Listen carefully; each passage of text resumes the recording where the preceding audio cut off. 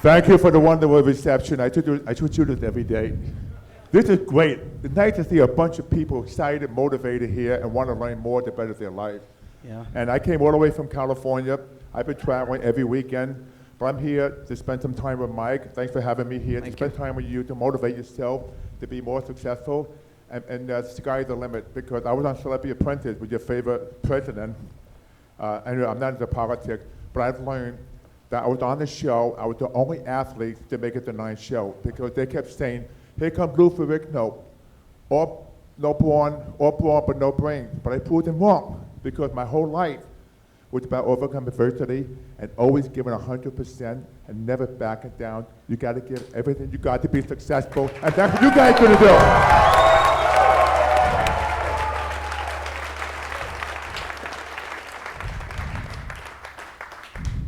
I told him before he came out here that it was cold out here, but you guys warmed it up so fast with excitement. Nice job. You ready for some questions? Yeah, by the way, this morning I trained an hour and a half. It's on. Yeah, because people say when you travel, do you work out? Do you find time to work out? You have to make time. Yeah. And the important thing is remember, life is all about connecting the mind with the body, about fitness, your health. Because if you have poor health, you don't exercise, you are not going to succeed in business.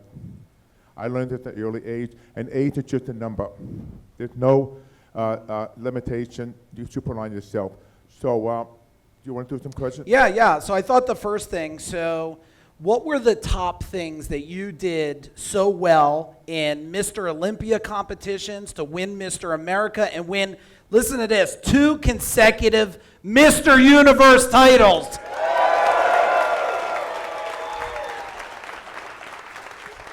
It was at the age of 21. Now, before I talk about that, when I was born, I had what you call like an 80%, 75% hearing loss. I had an ear infection. So at the same time, I had a severe speech impediment. And I grew up in Brooklyn.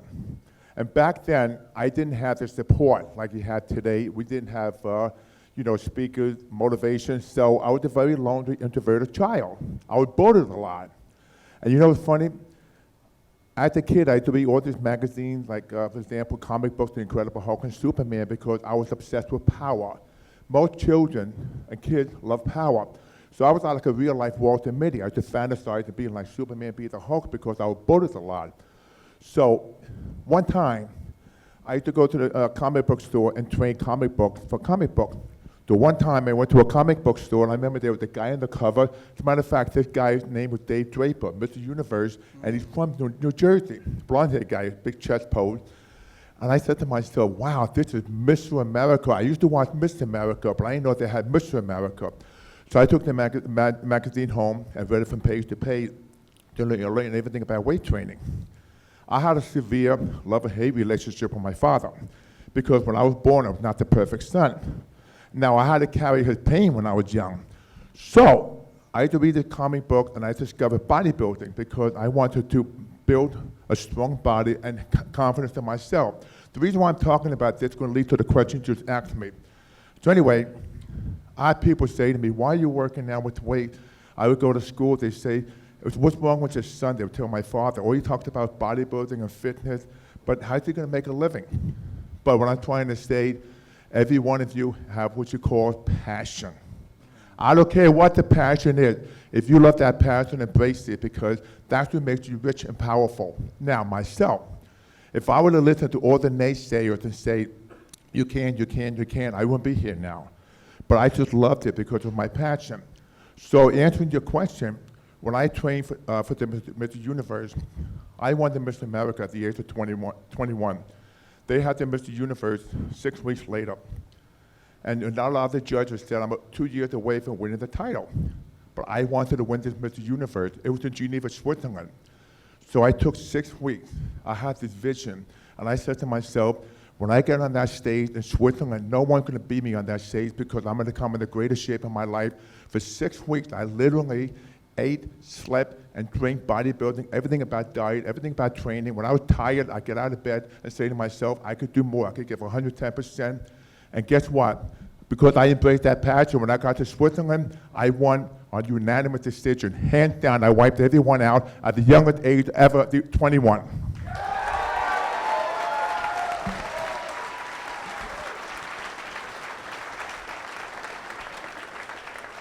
I understand that all these people in business, right? Yes, business owners. Okay. A lot of us are what you call a safety net. And we have what you call a fear factor. You see, in my whole life growing up, people instill fear in me. Like, for example, my parents think because you have hearing loss, you can't succeed, you can't do what you can. It's called a negative voice in your head. Fear is a very powerful hormone in your system. Every one of us has fear. The best thing we can do is reduce that fear and embrace that fear, control the fear. Like, for example, you know what the number one biggest fear in life is? What? Public speaking. People would jump out of planes to kill themselves. People commit suicide before they go on stage to speak.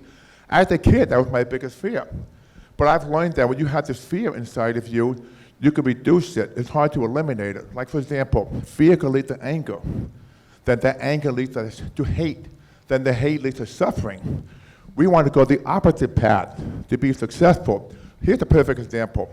I trained a lot of people over the years. I trained Michael Jackson, Chuck Norris, a lot of people. And whenever I train people, I demand results. I'm the best in the business because I lived that life. So one time a girl came to me and she said, I can't lose weight. And she'd been with me for like a month. And I said, I gave her what to eat, what to do, how to train. So I knew something was wrong. So one day, she didn't know I was coming outside the house to greet her. She pulled up with her car. She didn't see me. She opened the door of the car, and I see all these Dunkin' Donuts rolling down the street. And I looked at her, and she looked at me, and I said, and she started to cry. She said her father was on the Holocaust, but he forced her every day to eat in a certain way, the way he wanted, and made her get on the scale. She was rebelling. When she talked about it openly, everything changed. She lost weight. A lot of people are afraid to lose weight because they can handle the success. Because, for example, people handle success. They get to a point that then you have this wall. They're afraid to step beyond this wall because it's called positive wall, where you succeed. When you succeed, you have to go sky the limit. For example, when you think about certain goals, have long vision, know that if you want to be successful, nothing's going to stop you. Don't listen to the naysayers. So she changed her life tremendously. You see, fear gets involved in different things. Obesity, alcohol, drugs. People have low self-esteem. They can't handle failure. You got to get up again. Everybody fails. So that's a perfect example of dealing with the fear factor. You got to embrace that fear factor. It's okay. Yeah, that's awesome. Was that good, everybody? Nice. So if you could rewind time, knowing what you know now, what would you do different? That's a good question. If I had to rewind time, I think I would have left Brooklyn earlier to pursue a career in bodybuilding because I was under my father's thumb, and I was so very controlled. I would say I've done everything I wanted to, but it's just the fact. They always say that when you get older, that it's wasted on the youth because we have different changes in life. I say I probably would have taken action sooner, but I'm making up for it now because all of us, the important thing is you don't want to wait till 85, 90 and say, I should have. Do it now. Take action. I don't care what shape you're in. Age is just a number because I'm 67 years old. 67. And who looks like this at 67?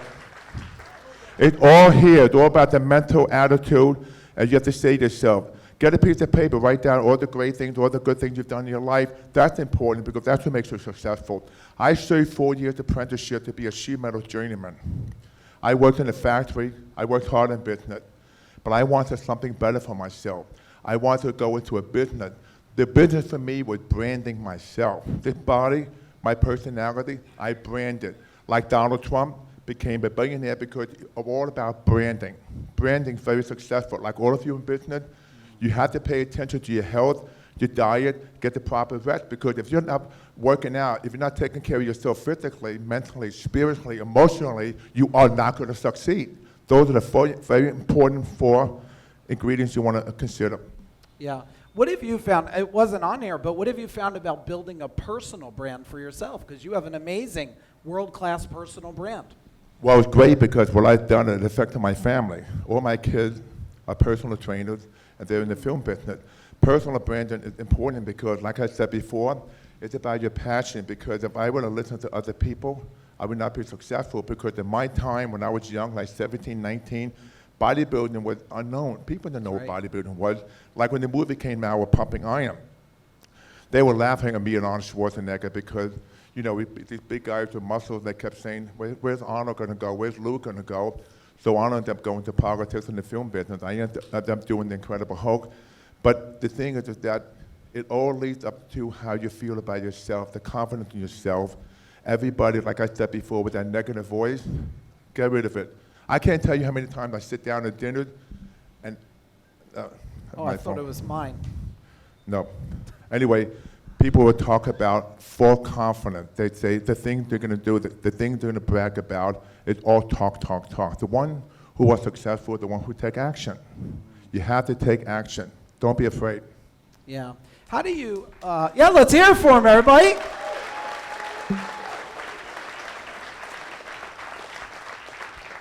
Have you ever had to deal with either disappointment or frustration or anger, and what would you tell these guys about dealing with it?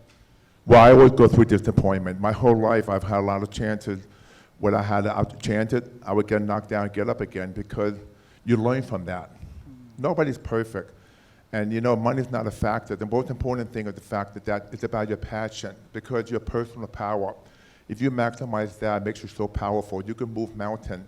I've had many disappointments, but you learn from the disappointment. Most people don't learn. Most people refrain from it. They can't handle the disappointment. Then they start to resort to alcohol and drugs to escape the pain.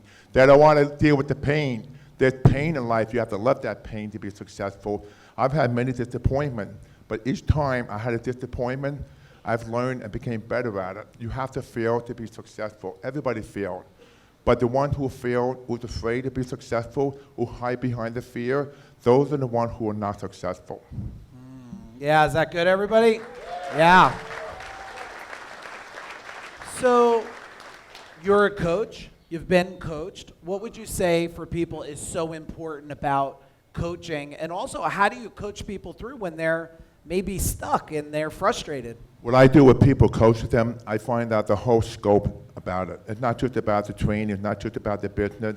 It's finding out how motivated they are, how badly they want to be successful, how they approach to it, how do you understand the situation. Like, for example, people want to go in business. The best advice I can say is start small, open a small business, and then they'll build slowly. Don't take a chunk of money and throw it at your business, but you have to analyze the demographics, understanding what your potential is, how you could get involved, what could you put into it, and also team effort, positive support. And don't be afraid to fail, because when you make that effort to do it, you're not going to fail unless you believe yourself you're going to fail. That's important. Yeah. So, yeah, let's hear them. So, after all these years, all these championships, all these movies, how do you motivate yourself? By becoming better friends with myself and maximize my personal power. Here's a perfect example. When I was 21, when I won the Mr. Universe competition, they were going to show it on ABC Wide World of Sport. Okay, so I was at the train station with my mother in the car waiting. My father went to the theater to see the viewing. It could be shown on TV. I was all excited. So I'm sitting in the car, and my mother's sitting there. I see my father come up the step, and he had this mean look on his face. And I was saying to myself, did they cancel the show? I said, I didn't want to think negative because I was so excited. He gets in the car, and he slams the door. And I said, hey, Dad, how was the video? And he said to me, they can't use it because of your speech. They can't understand what you're saying. He said, it was wasted on you. It shouldn't have been me. That's what my father said. Now, I said to myself, am I be a victim of his pain? Yeah. Am I going to live for the rest of my life feeling bad about myself? But you know what I did? I decided to take speech lessons, to learn to speak by the feeling of my tongue. I used to put marbles on my mouth to learn to enunciate all the words, because I was told at an early age that I would never amount to anything, because my father was, all the dreams he had, I've achieved those dreams. My father, we had a difficult relationship. Some people have bad parents, some people have parents that divorced. You can choose your parents, so that's the way life is. But my situation, I said to myself, I want to be able to speak the best I can be, and I want to be an actor to maximize my personal power and my physicality. That was the whole key. That's the answer to your question. Every one of you Maximize your personal power, your physicality, while you could be the best to be. If you compete with other people, you are going to lose. Everyone is different. Maximize your own passion. Boom. What do you think about that, everybody?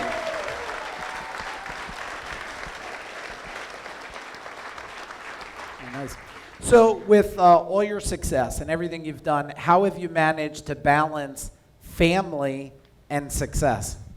Family and success goes hand in hand. It's huge because you always have a girlfriend or wife that's very supportive. And especially, you know, my whole life I always wanted to have a nice girlfriend, a good wife, a good relationship, because when you're in a good relationship with yourself, with your family, friend, that's how you become successful.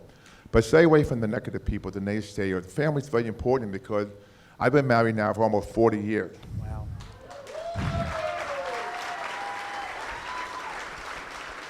So when I met my wife, I wanted someone that was honest, open communication. That's the whole key to marriage, open communication about everything.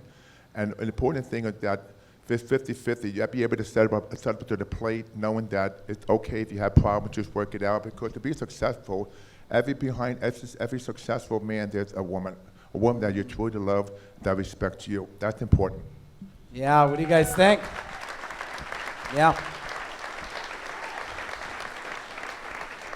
So what do you think some things maybe that you've either come across or you thought, like, what should they think about the future?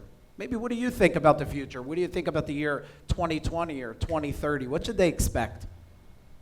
I think it'd be a great year if you make it a great year, because we're having so many problems with this country, you know, between the environment, between the drugs. Like, for example, I've been a sheriff for 15 years, and I've learned that we have a lot of rampant drugs, like, for example, meth, marijuana, they relate to a chemical, people having seizures, because too many kids today, they don't want to take action. They're involved in video game texting. There's no more personality. So I see 2020, all of us, including me, go for the next step to find something that you want to be successful and take action, because every year it gets better and better as long as you make every year gets better and better for yourself.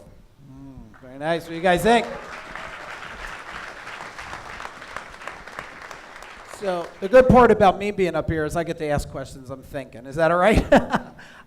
Health. You said how important it is. But I mean, what are some of the aspects of health? Is it, because you see so many health things, like what you eat and gluten-free and vegetables. But what are some of your beliefs about it? Well, health is very important because nutrition is huge, and every one of us should exercise. The good thing about today, if you have an injury, there's so many machines you can use to work around the injury. It's not like you train to the injuries. Like myself, I've been training now for 55 years. I train now to maintain. Health is so important because if what you eat, how you function in life. If you eat hamburger and french fries every day, it's not going to be able to function. It weakens your discipline. Health is so important because we only live once. Nobody came back and told us where we're going. So enjoy what you have now. It's important that you eat good, sleep good, and train good. There's no secret. But if you can't weight train heavy, maybe people that have a hard time doing cardio machine, walk or go swimming at least 3 times a week. Do some kind of exercise, maybe like 45 minutes to an hour, just to feel good about yourself, and try to eat healthy as possible. Eat your calories, don't drink your calories, and stay away from all the unrefined sugars, like unsaturated fats, the grease stuff. It'll make a huge difference. Yeah, very nice, very nice. So a lot of these guys in here, how many of you do videos right now? Raise your hand. That's it, right? How many of you are scared to death about doing a video? Be honest with me, you're scared. Yeah, I get it.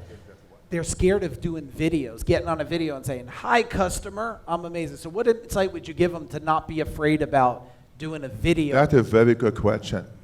So raise your hand again who's afraid of doing video. That's honest. Now, video, when you do a video, don't think of what others think of you. Only think about what you're going to have to say. Don't put the camera around you and have an audience, people watching you, and they're going to criticize you. For example, take a video of yourself, not to email to anybody, just of yourself, and look at yourself, because every one of us is very critical. You know, we start to take it apart, thinking that I don't like my hair, I don't look that good. Just do the video, hold it up, and practice a couple of times to play it yourself. It's okay, because every one of us, we feel the same way. But it's beautiful because it only helps you become more communicative with the people, with the public, and also engage in conversation and be successful in business. Just give it a shot. All right, who's afraid of video? Raise your hand. Okay, you come here. Come here. Get the camera on for him. You have an iPhone? Okay. Now I want you to hold the iPhone, and I want you to say to me, and say in 1 minute, to say in the video how great that you're here and how much you respect what you've done in your life. Just hold it up and do a video of yourself.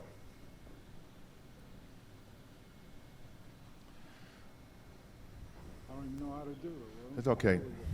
All right. And it's got to be this direction. Yeah, go doesn't it? ahead. Just What are we doing? Just, talk about it. Anyway, he's going to say something on the video. Just say something. Talk about Okay. yourself. Just say what do you do for a living? I do heat and air, and And what do you want to achieve? want to be the best. Wasn't bad, huh? Congratulations. Beautiful. Very simple. Great. You just did that in front of over 150 people. That's right. You don't need practice. You're fine. That's right. That's right. He just gave you a really, really good gift. Yeah, because someone told me years ago, you know, you guys, how many of you are waiting for the perfect camera, the perfect stand, the perfect microphone? How many of you are still waiting for it? Be honest with me. You got it in Amazon for a year. That's all you need, what he did just there. Great, and I commend him in front of this whole crowd. Yeah, yeah. Nice job, nice job. You already beat the battle. You came on stage, you literally did it. You got on your feet and everything. Congratulations. That's right, that's right. Let's hear it for him. Nice job, Dan. Okay, leadership. What's important? So these guys, a lot of business owners, managers, they're leaders. What would you teach them about, hey, pay attention to this to be a world-class leader? Leadership is very important because when I was in the sheriff department, I had to learn as a deputy sheriff to show leadership is earning the public trust, respecting people. Leadership is important how you conduct yourself. Number one, how do you dress? Number two, your hygiene. Number three, the hair, everything, the clothing, and all about the presentation. When you're in business, when you walk out there, you want to be confident about yourself. The important thing is, say you get a parking ticket, or say somebody crashes your car and you got to go to a meeting at half hour. You take all those emotions, you put aside, and think about that leadership. Think about the quality you have that you can convince people that you're a good person, you can motivate people. Then when you leave the meeting, go back to your problem. Keep that separate. Too many of us getting too involved and we keep thinking, oh my God, how am I going to handle myself in front of these people? It's okay because you are you. Like I just said before, public speaking is the number one fear in life. When you're engaged in a conversation in public speaking, just think when you're out there talking to one person, 10 people, 100 people, think about talking to that one person, what you have to say. Don't be concerned about information, data. Speak from the heart. That's leadership. Boom, let's hear it for him. So, public relations, PR. A lot of these guys want to get PR. They want to get on the radio. They want to get on TV. What are some things you would tell them about, here's how you should deal with that, or maybe some things you should not do? Well, it depends because you want to start small. For example, say you want to be a public speaker. Say you want to do like an interview. Find people that are very supportive of you and get together maybe 3 or 4 people and practice in front of them to give yourself confidence. Like start small, but don't start big because as a kid growing up, I had these problems too. But I ended up speaking in front of like 8, 10, 15,000 people at a time. It's all about the ability to block out everything of just you because don't be concerned about the outside environment because that can affect how you speak. That's very important. Yeah, makes sense, everybody? Yeah, and today, the good thing is you guys can go, anybody been on a podcast in here or something? Yeah, I mean, that's a good start or something like that, right? And also talking to your employees. Oh, this is a good one. I don't know how much experience you have, but how would you say to them about how they should treat their employees, their team, or culture? Well, team effort is very important because I never play what you call favoritism. Like, for example, you're in a team effort with your employees, because they're the ones who are the backbone of the business, treat them like the way you want to be treated yourself. I don't care what degree of education they have. I don't care what. Sometimes you find in business, a lot of people have what you call arrogance.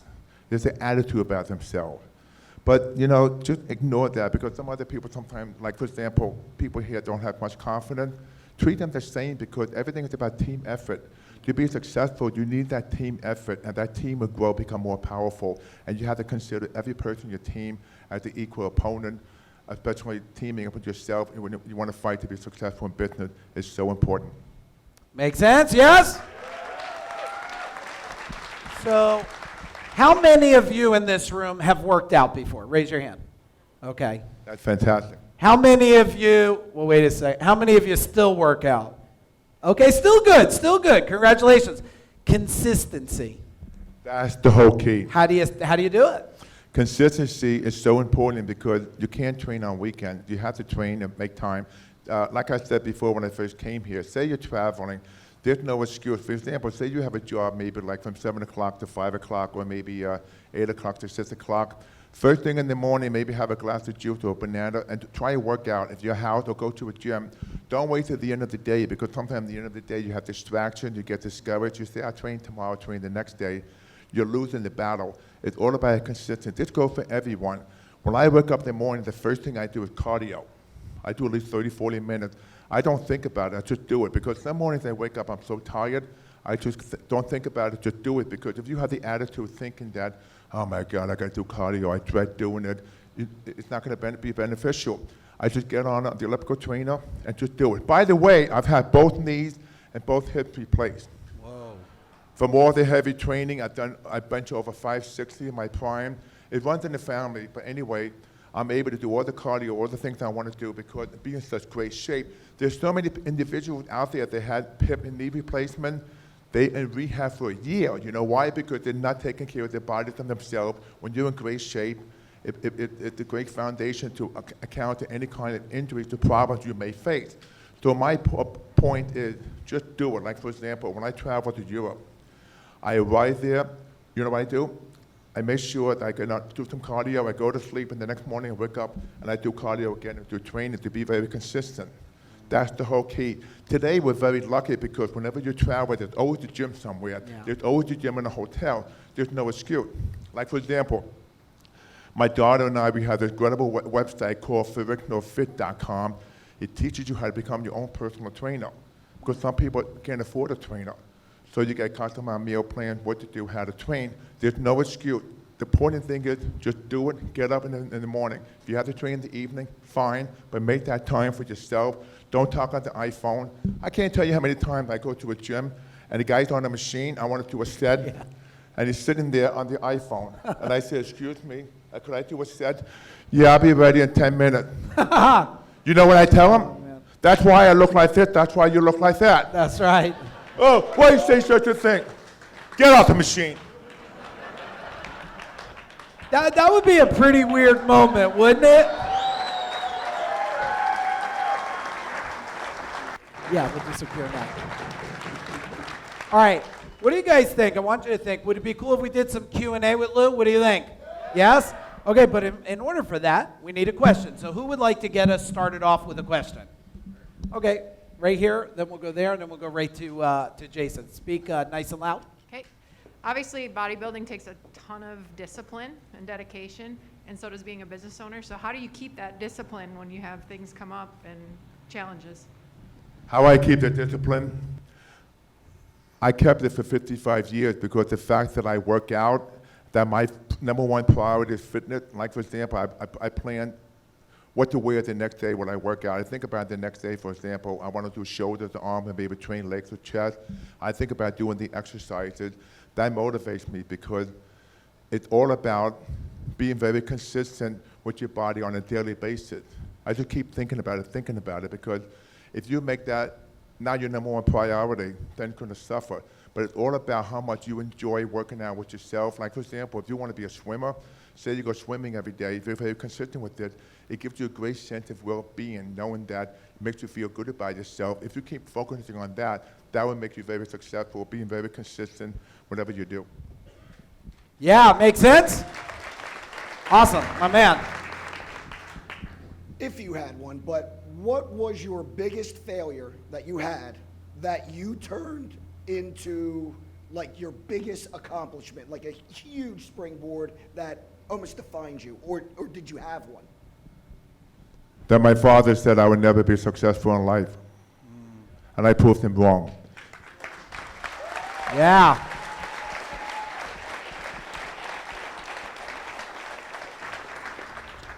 As business owners, we're running 12, 14 hours a day. What would be your recommendation for getting that time to go to the gym, bring the equipment to your house? What's your recommendation for getting the workout time in for someone who's just running all the time? Like I said before, my recommendation is you have to take an hour out of each day. Say you have only 3 days a week, take that 1 hour. Like for example, if you want to go on a date with a girlfriend, you want to go to a restaurant, you book an appointment to sit down and have dinner, right? Do the same thing with yourself. Say, I'm going to take this 1 hour where I'm going to train and work out, and if there's any interruption, it's not going to get in my way. There's no excuse. If you have a meeting, like for example, you want to work out, say 4 o'clock, and you get an emergency meeting, just say, hey, listen, I'm tied up for 1 hour. Just focus on that, because if you have that in your mind, that would be focusing on that particular workout. You have to take care of your body yourself. Nobody else going to. Nobody's going to pat you on the back and say, hey, let's get to the gym. You have to do it for yourself. It's important to take that one time a day and make that a time knowing that you won't have interruptions, that you'll be able to train without any distraction. Yeah, makes sense. Yeah. We got another one there? Awesome. Yes, sir. Personally and professionally, what do you want to do when you get old? When I get old, I'm only halfway. I'm only half done. What I want to do with do what I'm doing now to keep motivating more people. I want to have a TV series. I want to go back and do comedy because I enjoy making people laugh, like the King of Queens, the movie I Love You Man. I want to make more film. I want to give back to society. What I'm doing with the Sheriff Department, I do a lot of search and rescue. And also the most important thing is that I want to live to be long as I could live for, taking care of my health, knowing that I could do things at 67, 69, 75, when most people can't do at 50, because it's all about taking care of yourself. Because, like I said, we're here for a short time. Every day is so important.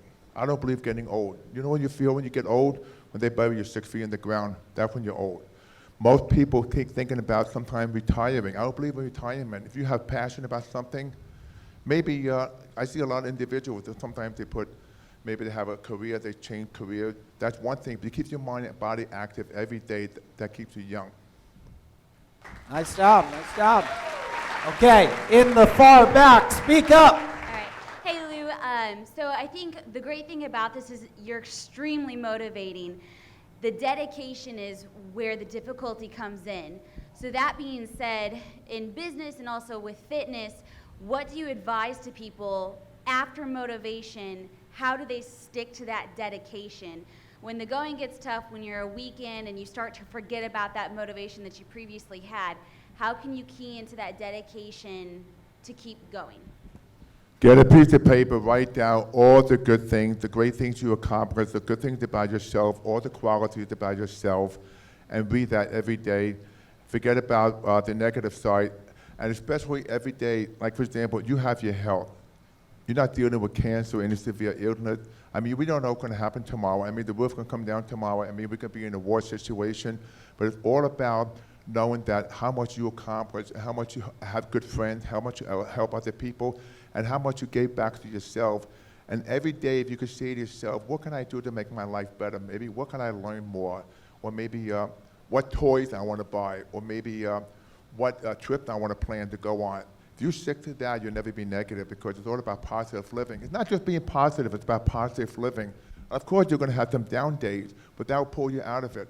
Any fears you have, write down all your fears on the paper and see what your fears are, and you can minimize those fears. Once you do that, you're going to make it. Good, nice job.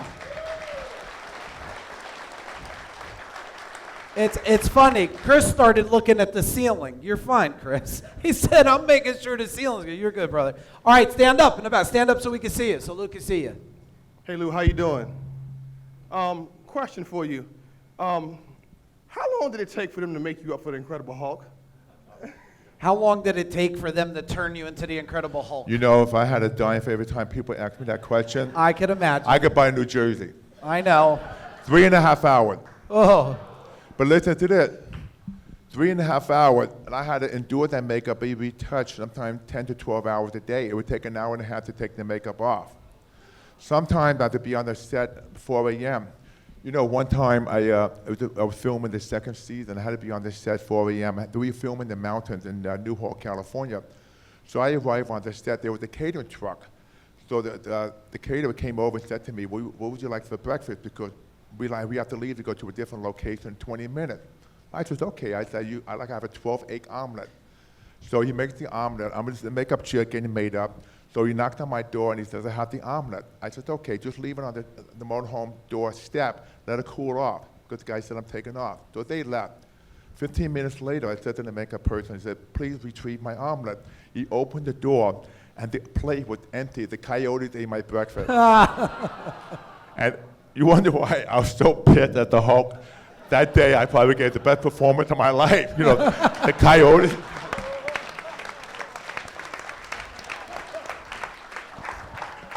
Okay, so we're going to do 2 more questions. We're going to do this one, and then we're going to come up to Derek up here, and then we're going to get ready to do some pictures. Okay, so go ahead, talk nice and loud in the back. Hi, Lou. Thanks for coming out from all of us. I'd just like to ask you, it's a little more core than business, but where did you meet your wife, and what made you fall in love with her? Where did you meet your wife, and what made you fall in love with her? Okay, that's a wonderful question. I used to go to a restaurant called TGI Friday. All around the country. I had to go with my stunt double, and we would have dinner on Friday night. So one time I had 12 friends of mine from Chicago. They own Clifford Gym. They have to be in California. So I went with a group of guys to the restaurant. So apparently they said to me they had to show the ID. I said, I want them to show the IDs. I said, I come here all the time. They said, well, you got to talk to the manager. And guess who comes to the door? My future wife. She comes and she says, I'm the manager. Can I help you? And I said, I want to have a table for 15. I'm here with my friend. And she says, well, I can't help you. I have to produce the ID. I said to her, a woman like you, a manager? I kind of insulted her. Oh, boy. Then she threatened to call the police. And I decided to leave. I'm in the car with my friends. I'm saying to myself, that woman, that cursing her, say, I'm going to get my revenge, get even with her. So anyway, 2 weeks later, I go back to this restaurant, and she's standing there in the dress. And she comes up and she grabs my arm. She goes, my God, how big are you? And I looked at her and said to myself, this is the same woman that threatened to call the police. It was a different situation, so she was making the round. I sit down and let's have a conversation because, so she sat down for about 2 minutes. She'd never done it before. And I said, I'd like to take you out for breakfast. After work, she goes, I don't go out with strange men for breakfast 2 or 3 in the morning. I said, okay, I'll give you my phone number. So 2 weeks later, she called me, and then we had a conversation, and I said, I'd like to take you out to dinner. So we went out to dinner, and guess what? We fell in love. It was such a coincidence because at the time, I wasn't interested in having a relationship, and now she was a former psychotherapist. She managed a restaurant, but beautiful because sometimes you never know how you meet a person. That's right. But maybe it's a good thing I insulted her. Yeah, maybe nice. Let's hear it for him. All right, last question right here. Derek? What size shoe? That's an interesting question. Who wants to know what size shoe you have? 15. Look how big my hand is. Well, mine's only a 9. What the hell's that mean? You know what I mean? All right, you're going to tell me. Rob's going to tell me. All right, we'll get one more different question. Okay, 14 and a half. Is he a good plumber? Okay, find more people that have 14 and a half feet. Well, you know, it's funny. A lot of shoes are size 15. Yeah, you kind of limit it because most of the shoes like 13, 14. Like I wear for sneakers, I wear like Nike. Some companies only have size 15. So it's a little frustrating. Like New Balance. I wear New Balance sneakers. They're very comfortable. Sometimes you have to pay like $150 worth it because your feet's very important. And also, it carries you all day long, so it's important to take care of yourself. But I started with size 13 when I was 15, 16, then it became 14, then it became 15. Yeah. Wow. Okay, Good one thing. more question right there. Running, throw him the mic. Perfect. Talk up. When did you and Arnold meet up? At what age? When did you and Arnold first meet? How old were you guys? I was 17 years old. And I made my father take me to the Brooklyn Academy of Music. They had the Metro Olympia competition. And I used to read about Arnold in the magazine because I admire him because he was the first bodybuilder over 6 feet that I felt I had a chance to go into competition. I was 17, I was thin, I had glasses, and I never forget when I met him. He was the biggest man I've ever seen in my life. You know, back then, you know, like in 1974, we didn't see many big bodybuilders, and I remember he had this German accent. And I remember when I saw him for the first time, I said, that's what I want. The way he looked, I said, that's my passion. That's why I wanted to be a bodybuilder. Because it was exciting because to see someone like that from Germany through the magazines, when you see him in person, it becomes so real. The whole mecca of bodybuilding was right in front of me. So that motivated me more than anything because I realized I had a chance and I knew that I was on the right path to doing something right for myself. That was great. That was great. Let's hear it for him. What was the website again for your daughter for the fitness? The website called FerrignoFit.com. FerrignoFit.com. Maybe you want to write that down and you can share it with somebody that would help them, okay? But one more thing I have to say. Go ahead. Because, you know, all my 3 kids, when they were young, they were overweight, they were fat. I never forced them, never told them about diet or training. They just kind of fell into it. And now my son, Lou, he's Lou Ferrigno Jr., he's 34. He's doing 3 different TV series, SWAT, 911, and DC Comics, because of the effect I had on whole my family. He keeps saying, I'll be a bigger star than you someday. I said, yeah, who's paying the bill? Who paid for your education? So anyway, and my daughter, the youth guru in fitness, and she likes to help so many people. So her name is Charlotte Ferrigno, but the website called FerrignoFit.com is fabulous. Check it out. Yeah. And thank you. Yeah, okay, awesome. Lou, I'm going to have you, Michael, follow right to the front. Go follow my son. You'll go to the front.